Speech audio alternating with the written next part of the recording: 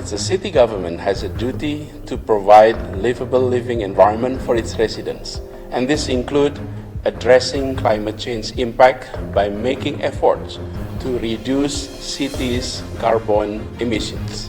Cities globally have done so by putting in place commitments and resources in establishing climate action plan and delivering actions in transportation strategies, building codes, promoting clean energy, and many more.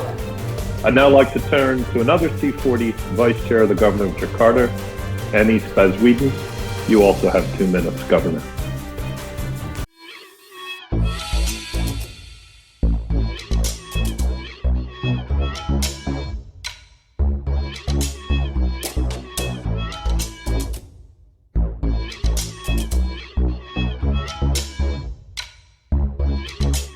Tonton video ini sampai selesai agar Anda tidak gagal paham.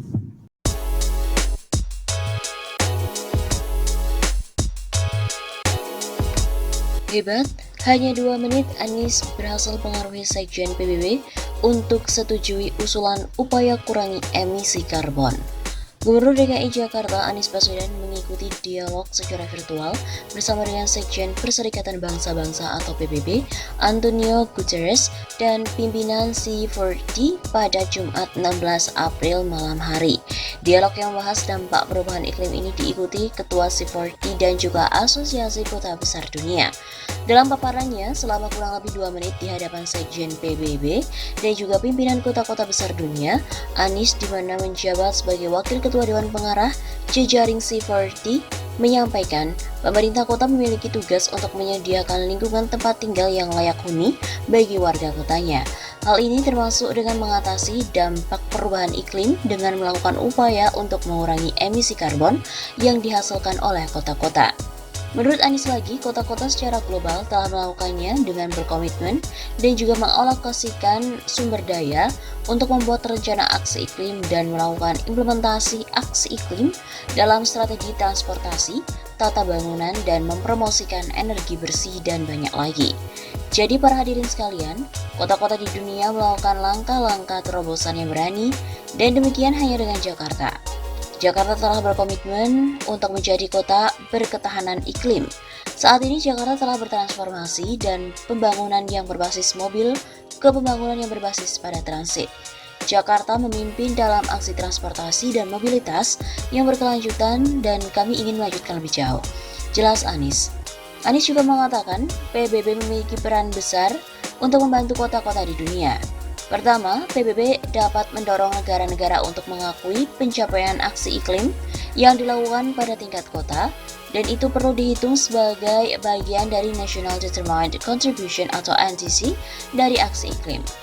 Kemudian, yang kedua, dalam kapasitasnya, PBB mampu meminjamkan tangannya untuk mendorong terjadinya integrasi vertikal dan horizontal pada tingkat aksi serta kebijakan. Kemudian yang terakhir, dalam rangka menuju COP26, PBB dapat mendukung negara-negara untuk mengembangkan arsitektur dan struktur pendanaan yang komprehensif untuk menerjemahkan manfaat-manfaat yang akan diperoleh oleh pemerintah nasional pada forum global untuk dieksekusi pada level lokal. Begitu usul Anies. Mendengar usulan itu, Sekjen PBB Antonio Guterres langsung menyatakan setuju. Kami sepenuhnya mendukung usulan Anda dan siap melakukan yang terbaik dengan organisasi dan tim perwakilan PBB pada berbagai negara untuk sepenuhnya melakukan advokasi global dengan para pemerintah untuk melakukan persis seperti yang Anda usulkan kepada kami. Mendengar pernyataan dari Antonio Guterres, moderator dialog David Miller akan tidak percaya. Gubernur Baswedan, Anda telah berhasil mempengaruhi PBB hanya dalam waktu 2 menit. Bayangkan apabila Anda mendapatkan waktu 4 menit, sebut David Miller yang disambut senyum tersipu-sipu oleh Anies Baswedan. Terima kasih, jawab Anies singkat. Melihat diplomasi yang sangat berkelas dari Anies sukses mempengaruhi PBB, warganet pun juga takjub, fix Presiden RI.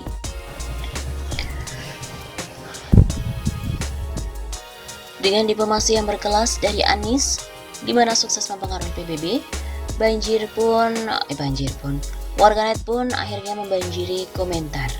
Warganet menyanjung gaya Gubernur DKI Jakarta Anies Baswedan seperti Presiden ketika menyampaikan pendapat mengenai perubahan iklim di hadapan Sekjen PBB Antonio Guterres. Anies mengikuti dialog secara virtual bersama dengan Sekjen PBB dan pimpinan C40 pada hari Jumat 16 April malam hari.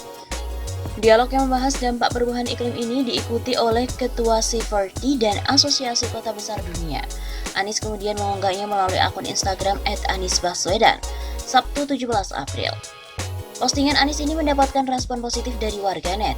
Ya Allah, seandainya aja Indonesia punya presiden seperti Bapak, kabulkan ya Allah. Ujar akun Wahyu Roni pada Minggu 18 April. Gak kaleng-kalengnya diplomasinya kelas. Timpal akun @farhanadil. Saking terpesonanya dengan gaya Anies, netizen satu ini mendoakan Anies jadi presiden selanjutnya. Fix Presiden RI next agar negara ini punya pemimpin hebat dan cerdas, juga wibawa yang luar biasa. Sehatkan beliau ya Rob dan mudahkan bagi beliau dalam mengemban tugas serta kabulkan doa kami agar beliau bisa menjadi pemimpin negeri tercinta ini. Amin ya Allah. Kata akun @umu123. 2 menit mampu mempengaruhi, apalagi 5 tahun. Ucap akun MHD Yasir. Dalam momen tersebut, Anies berhasil mempengaruhi Sekjen PBB untuk melakukan advokasi global terkait dengan dampak perubahan iklim dengan melakukan upaya mengurangi emisi karbon yang dihasilkan oleh kota-kota besar. Seperti diketahui, Gubernur Anies Baswedan memberikan 2 usulan penting pada PBB dalam upaya melakukan pencegahan dampak dari perubahan iklim. Hal ini disampaikan oleh Anies langsung kepada Sekjen PBB Antonio Guterres dalam virtual forum bertajuk Dialogue Between C40 Mayors and UN Secretary General Advancing Carbon Neutrality and Resilient Recovery for Cities and Nations, di mana digelar pada hari Jumat 16 April malam hari. Anies mengatakan PBB memiliki peran yang besar dan strategis untuk membantu dan mendukung program pengurangan emisi karbon serta dampak mengatasinya dari perubahan iklim sehingga dapat tercipta lingkungan hidup yang lebih baik. Izinkan saya untuk mengutarakan beberapa bantuan yang dibutuhkan oleh kota dan Perserikatan Bangsa-Bangsa. PBB memiliki peran yang sangat besar untuk membantu kota-kota dunia. Pertama-tama, PBB dapat mendorong negara untuk mengakui pencapaian aksi iklim yang dilakukan pada tingkat kota dan itu perlu dihitung sebagai bagian dari National Determined Contribution atau NDC dari aksi iklim. Selain itu, kata Anies, PBB bisa mendorong terjadinya integrasi vertikal dan horizontal pada tingkat aksi serta kebijakan di kota-kota dunia. Kedua, dalam kapasitas PBB juga mampu meminjamkan tangan untuk mendorong terjadinya integrasi vertikal dan horizontal pada tingkat aksi serta kebijakan.